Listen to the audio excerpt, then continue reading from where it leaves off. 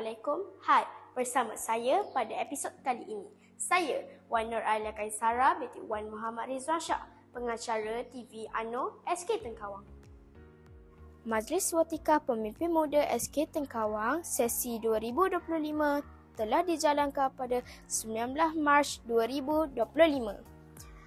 Majlis Watikah ini diadakan bertujuan untuk memberi pengiktirafan kepada murid-murid yang terpilih sebagai pemimpin di kalangan murid serta memperkenalkan mereka kepada murid-murid lain sebagai barisan pemimpin mereka. Program ini telah dirasmikan oleh Inspektor Wan Amran bin Wan Ismail, Ketua Bahagian Pencegahan Jenayah dan Keselamatan Komuniti Daerah IPD Hulu Terengganu. Jom kita saksikan sedutan majlis.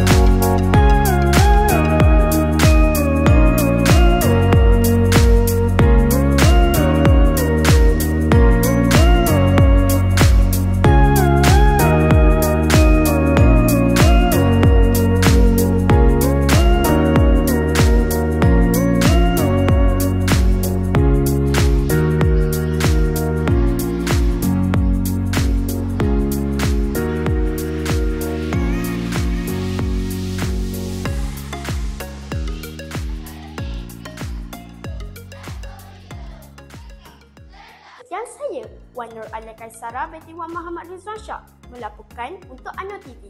UMNO TV, saluran informasi anda. Bye!